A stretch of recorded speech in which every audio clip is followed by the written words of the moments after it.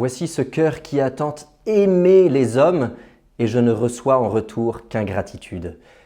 Notre religion est évidemment la grande religion de l'amour, et notre Sauveur est venu nous le rappeler à Père El Monial.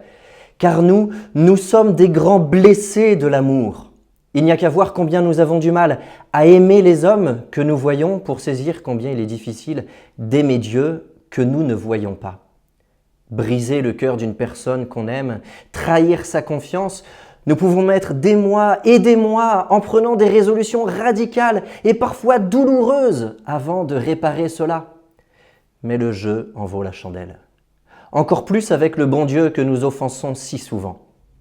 Alors, si nous ne pouvons pas briser le cœur du bon Dieu à proprement parler, lui, en revanche, peut réparer le nôtre lorsque nous nous détournons de lui. S'il y a bien un sacrement que nous avons du mal à aimer, c'est celui de la confession. Mais quel dommage! C'est justement le sacrement de l'amour qui vient réparer notre amour. Ma fille, dit Jésus à sainte Marguerite Marie, « Je prends tant de plaisir de voir ton cœur que je veux me mettre à sa place et te servir de cœur. » Voilà ce que c'est que la confession. C'est Jésus qui vient non seulement réparer notre cœur de toutes ses blessures, mais même mettre le sien à la place d'une autre, tant que nous restons en état de grâce. L'amour est si peu aimé. Il est urgent de faire aimer ce sacrement tant dédaigné.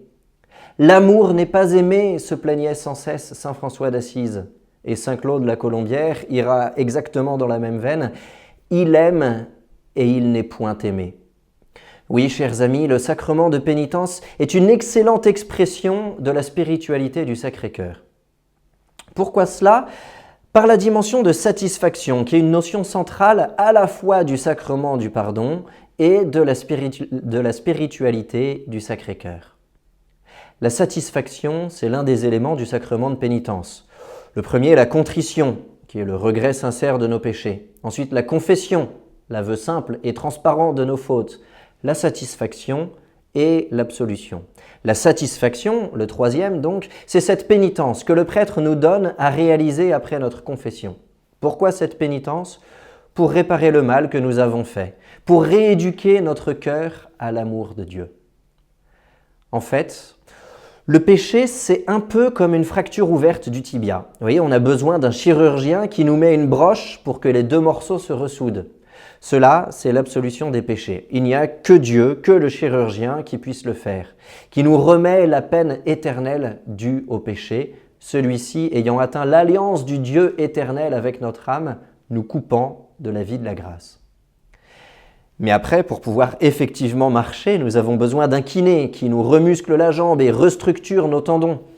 Le travail du kiné, c'est la satisfaction, la pénitence que nous faisons pour réparer la peine temporelle due au péché, les injustices commises ou la plus grande facilité de tomber dans le péché. Seul Dieu peut pardonner les péchés, nous sommes bien d'accord. Mais puisque nous sommes des personnes libres, il ne veut pas réparer à notre place ce qui relève de notre propre travail de rééducation. La pénitence n'est donc certainement pas une punition pour ce qu'on a fait, mais l'occasion de réparer et ce faisant de grandir en liberté. Quelle miséricorde de la part du bon Dieu! Nous sommes donc en plein dans la spiritualité du Sacré-Cœur, la réparation, la satisfaction. Je vous propose alors aujourd'hui de réciter un chapelet de la miséricorde pour réparer les péchés commis dans le monde entier. Et puis aussi, pourquoi pas, de soigner notre examen de conscience pour préparer notre prochaine confession. Père éternel, je vous offre le corps, le sang, l'âme et la divinité de votre Fils bien-aimé, notre Seigneur Jésus-Christ, en réparation de tous nos péchés et de ceux du monde entier. Amen.